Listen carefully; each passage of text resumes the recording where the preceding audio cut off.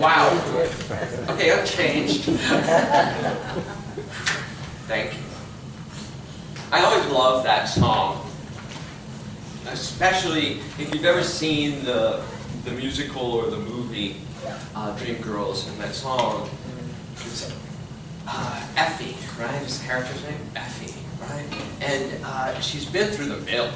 She's been chewed up, spit out, and had a part in that chewing up and spitting out, right? She's not blameless in the situation. And this is her anthem of owning it, of owning that it's an inside job. That if she wants it to appear on the outside, if she wants the world to be different, that she's the one who has to be different. That she's the one who has to make the shift. And that, for me, has been the hardest part of this all the time. It's like, God, I wish you would change. I'm sorry to look at you, Dave, but I know you can handle it. He's a therapist. I won't look at anybody else when I say that. I'll look over your heads. I wish you would change, because then I would be happier if you would change. Can we all agree to that? Right? And we laugh, I think, because we all do it. That we all, if only the government would be run like I think it needs to be run. If only this person would do that. And I remember when I first entered a 12-step program, when I had dragged myself into a drugged state, and into that room, I heard someone say, if nothing changes, nothing changes. Right? And it's like, I loved that quote. If nothing changes, nothing changes. Because it makes so much sense. If I keep doing the same thing, if I keep withholding, nothing will change. If I keep doing the same thing. So I took that into my life, and I started making changes. But the most important was what happened to me in 1988. And I've discussed this with my congregation, with all of you before, but I know there's so many new people here, which is so exciting to have the change of all the different congregations that come through here. But in 1988, in New York City, where I was living, I found the work of an amazing woman, Louise Hay, in this book, You Can Heal Your Life. Now, Louise passed this week at the age of 90. But this book was so amazing. I had never heard of New Thought. I had no idea what unity was. I had no idea what religious science was, now called CSL. No idea who these teachers, Charles and Myrtle Fillmore, huh? Right? Ernest Holmes, what? And, but I found this book because in 1988, Louise appeared on Oprah and Phil Donahue in the same week, right?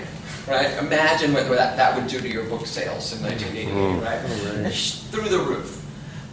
Because she had written this book about owning that disease and illness and things in your life are caused by your thoughts.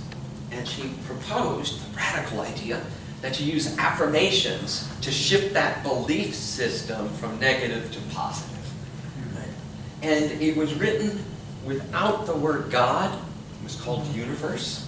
The universe understands, and it was written in a way that became accessible to millions. And in 1988, where people were dying of AIDS everywhere, here in San Francisco, in New York, around the country, this was a lifeline of unbelievable proportions. She used to do something called hay rides for the people who lived in LA. She lived in LA, and she would do hay rides where she'd have these group meetings where people would come together, and she'd talk about these principles and talk about changing your consciousness and talking about changing your belief. Right? And my roommate at the time had been diagnosed with this, and someone handed me this book for him, and I devoured it. Frank passed away within a year. And I was diagnosed at the end of that year as HIV positive. And I kept reading the book and saying the affirmations and doing the work. And I stand here today changed because of the work of that woman, because of the work that then I did. And she was really clear in her life that it wasn't her that was doing it. She just gave us the tools. She gave the tools out for all of us to do it. I didn't know it at the time. She was a religious science practitioner. She had gone through all the training that what we call licensed Unity teachers here. And I know we have a couple licensed Unity teachers in the house today. And our licensed teachers go through that kind of an intensive undertaking of changing your consciousness, of understanding it. And that's the work that we're all about. It's this constant change. We've been talking about it in different forms, but I loved this quote from Louise. Remember, you have been criticizing yourself for years and it hasn't worked. Try approving of yourself and see what happens. Right? That way we can love ourselves. Like we said about the children, you and you are God's perfect child. We love you exactly the way you are. When you can love yourself exactly the way you are, the weight you are, the age you are, the sex you are, the gender you're appearing as or living as, the flaws that you think you have, and love them, to see your flaws, your position, your job, all of it, and love it. What couldn't you do? What couldn't you do? I know that I try and raise my children and myself to know that. Constantly trying to remind myself that love is the answer in all these situations. So today's a special day for us here. A special day for me. I don't know how it is for you. 4 years ago today, there was a major change. You notice how I changed change to a different size and put it in a different place? Okay, is that okay with everybody? That change has changed? It wasn't the same on the slide because we shake things up. There's a new painting behind me, but actually it's an old painting. But it's in a new place. So change is constant. The beautiful cranes are up front. The cranes in the window will disintegrate. The light will make them fall apart, and we will change them out again. Change is constantly happening. And 4 years ago today, I arrived here as your new senior minister. 4 years ago. Blink.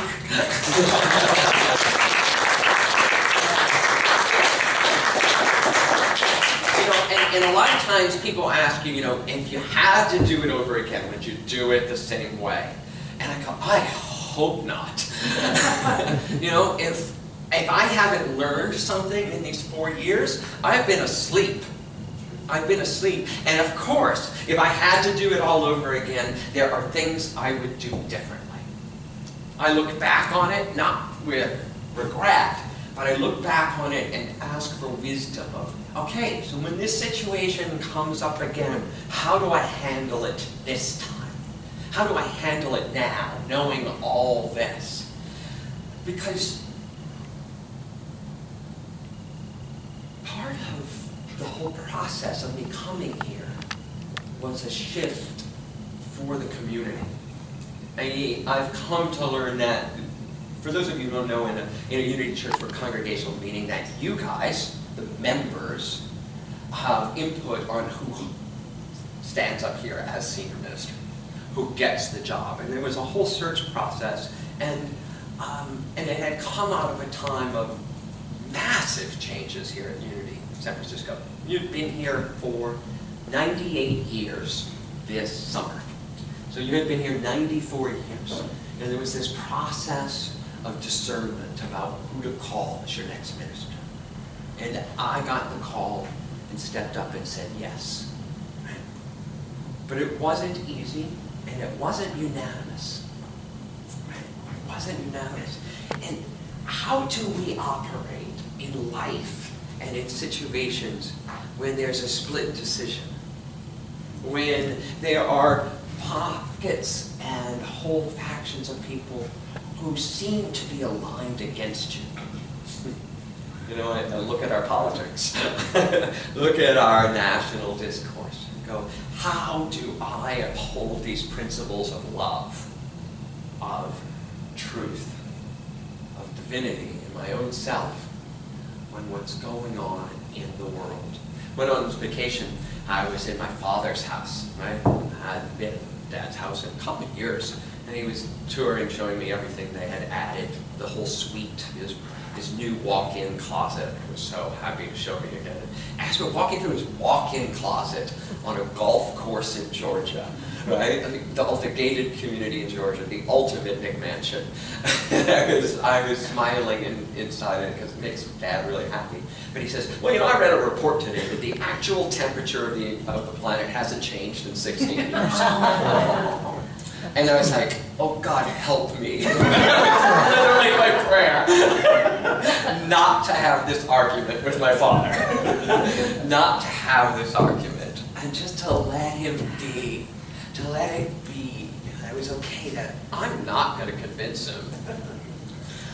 He's 82. I'm not going to convince him.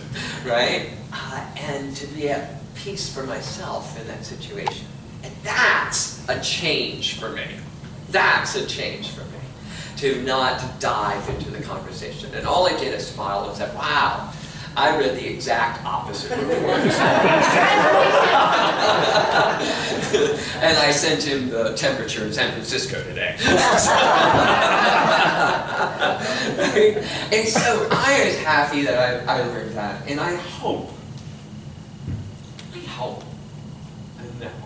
that those of you who are sitting here today are here supporting me, right? Obviously. You're here because you're part of this community. And that I continue to grow as your minister. That I continue to find better ways to serve you and to support you, to love you, and to change with you as we grow this community. Because my belief and what I came in doing was to change things here. Because I feel that we need to consciously change.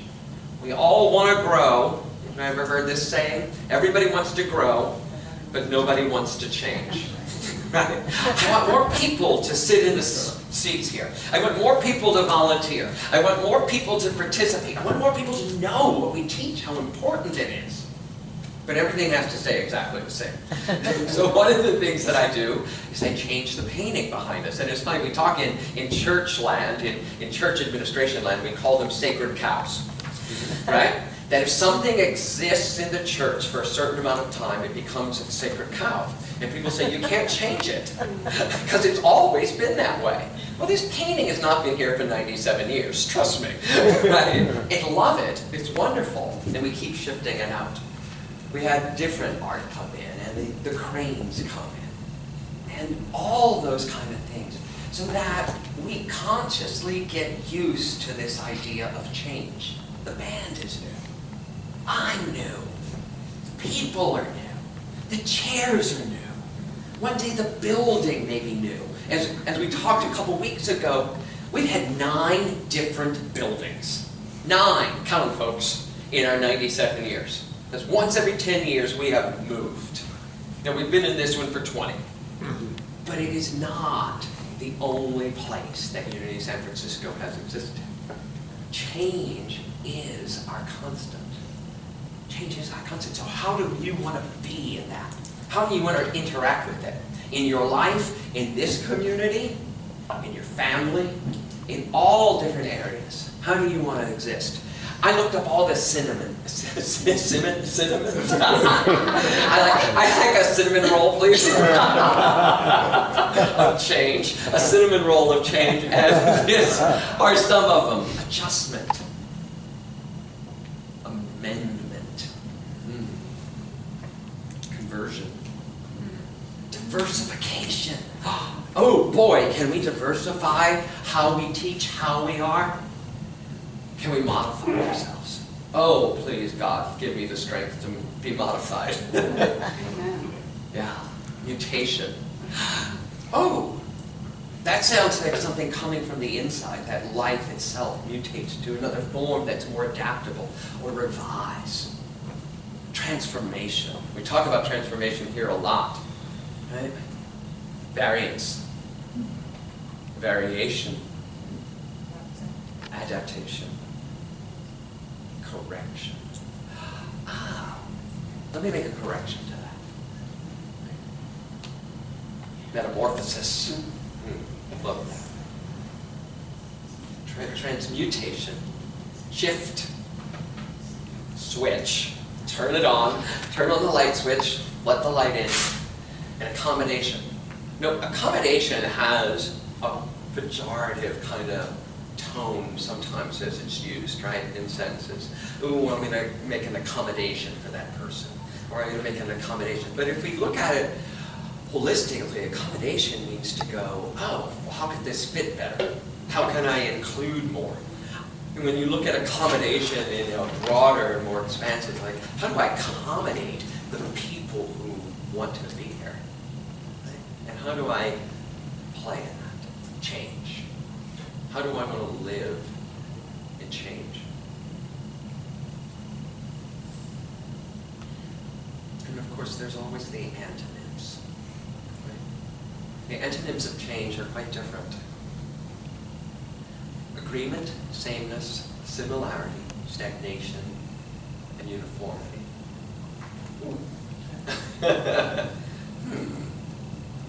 So, agreement, yeah, it's nice if we could all agree.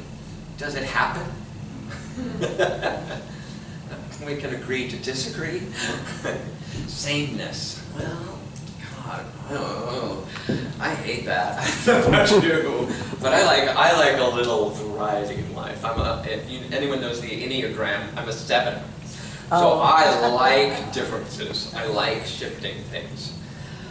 And sometimes, though, the paradox of that is we can get lost. We can get lost and confused in that moment. Everything's changing and we make choices, or we say stop. We're on that clover leaf of the highway and we just keep going around the same loop because we're resisting the change. And we get lost in the pain. I know that I have been lost in the pain. Or confused. That has to be LA, I swear. It's like, wow, that makes no sense. But it's the 405 to the Santa Monica. Oh, wow, of course she knows.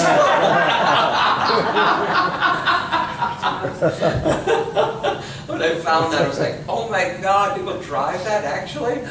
And that's its own trap too, because you become used to, you become numb to the insanity of that, right? And we all become numb to the whatever insanity we're living in. And we become beholden to the insanity. And we hold on to it really tight and go, no, this is the way it's got to be. And I know how to operate in this. And when it breaks open or breaks down, we have that mental breakdown that I call your spiritual awakening. Oh, good! Oh, when they come to my office in tears, it's like, this is the good stuff. This means that the status quo is no longer acceptable. And part of what I've been trying to do as your minister, and part of what I want for all of us here, is to find out what it is for Unity San Francisco, as well as for each of you as an individual. What I hope that all of the changes that we're going through too is enable us to make wise decisions for ourselves. Is to say, this works for me, this doesn't. To be able to have that dialogue and that discussion about what's really important. Our vision statement, wrong slide. Our vision statement says that we are a vibrant spiritual community, honoring the divine presence in all, and radiating the unity message through loving service. So what does that mean for you? are you radiating the unity message? Do you know what the unity message is? Do you know what the unity message is for you? Because there is not a sameness of that. If you went to the Unity Church across the city today, you would have a very different experience of what unity is. We are very different, I'm sure, than your Unity Church in Naples. Yes, she's shaking her head vigorously. How many of you came from a Unity Church before you landed here? Yeah. So, and was it different? Yep. Yeah. Misa came to Misa. I first landed in Fremont, California, right? And in Fremont, Misa came to sing for me. That was 6 years ago now. 6 years ago this fall. Yeah, and so we've been working together for 6 years. Yeah. But the truth was is the same wherever I go in Unity. Your Here, truth is the same. pardon me? I'm sorry, what's your name? Oh, Connie. Connie. Hi, Connie. I know you've been coming. I've seen the reports. Yes. Connie's here. Oh, thank you. Over in the office, I've seen the reports, so it's nice to meet you in person. Thank you. Nice to put a face to the name I've seen. So, truth is eternal and absolute, and truth is relative and personal. Mm-hmm. So your truth may be different than Alan's truth or my truth. And so the truth that we teach, I also believe, is constantly evolving. Yeah. So that what Charles and Myrtle taught, or what Ernest Holmes taught, or what Jesus taught, here's radical, what Jesus taught is also open to interpretation today and revision today. How does it work and how does it adapt here? Now, yes, you can find an absolute truth for yourself. And that's our ultimate goal, right? Is that unity in each and every one of us plays with, experiences, tries out these teachings so that we find our own capital T truth. Capital T meaning that it is divine. And then there is a small t truth that we know in our own lives. So the truths that we teach are sometimes constant, and sometimes they're moving. They're moving targets. So unity has a set of principles. There is only one power, one presence, active in the universe and in our lives, God. And as I've said before, and I'll say again, if we only believed that first one, we wouldn't need the other four. Right? If we only believed that there is only one power and one presence, that only God is real and only God is here, only God is active in our lives, we wouldn't need anything else. But we do have, the second principle is that we are expressions of the divine, and therefore we are inherently divine. We're not born in original sin, we're actually born divine. And 3, that our thoughts are things and our thoughts create. 4, that prayer and meditation align us with the divine. And 5, we must put feet to our faith. We must put action in the world. And that's what the work of Louise Hay has been for me. You know, something that has been, so how do I live this? Louise was amazing because she was just able to bring it completely out and completely to the forefront. Practical. You're having this problem? Well, it's because you have this belief. So what do you want to do to shift that? Do you want to stick with the problem? Do you want to stick with the dis-ease, as she coined, dis-ease? Or do you want to do something radical and change how you think so that your external appearance shifts? We had a discussion up in the office this week with our new staff in the office when I got back on Thursday. We all sat down and we said, okay, so we keep saying that we want this to change here, that we want to bring our message to more people. Well, the whole world has shifted. What is that going to look like? What is that going to look like for us? And we talked about that it may not be here on Sunday, that there's hundreds of other ways we can reach people. Through classes, through the internet, through social media, through writings, through things during the week here, in neighborhood festivals and street fairs, by outreach, urban ministry, helping people. How do we want to do that? And to be open from a staff perspective to how that's going to happen will help all of us shift that. So I'd like you to pull out your bulletin. That's why we still have paper for these moments. And turn it over. If you turn it over to the back, you'll see these blank spots for notes, right? And I want us to do an experiment. I'd like you to write down something in the world that you would like to change. Just write down something that you would like to change in the world. One thing. Just one thing. Just pick one. Right? And write it on the notes page there. What is it? Think of it for a second. You know, the exterior world. And then I'd like you to leave a blank line or 2 blank lines underneath it. And then I'd like you to write down something in your own life that you'd like to change. Something personal in your life that you'd like to change.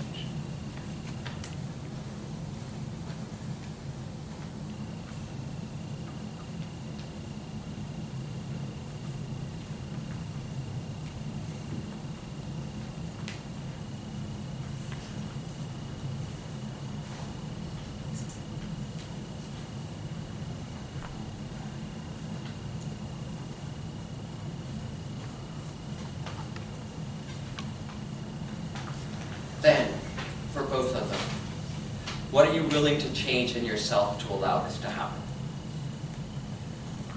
For each of them, what are you willing to change in yourself to allow this to happen?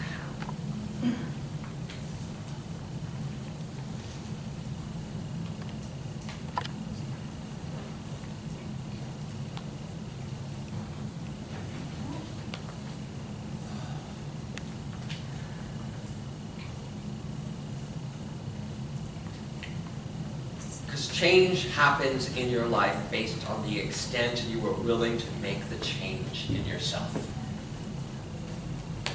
Let's say that again. Change happens in your life based on the extent you are willing to make the change in yourself. Now, it's not proportional. It's not a balanced scale. You don't get exactly what you put out. Because there's things in life called grace. There's things in life called incredible windfalls. But that you're willing to make a shift in any amount, you will reap benefits. And as Scripture tells us, tenfold. Tenfold what you're willing to give to the situation, you receive back. So sometimes the crack, the little bit of willingness to see it differently, to know it differently, to have the gift of desperation, like I had in 1988.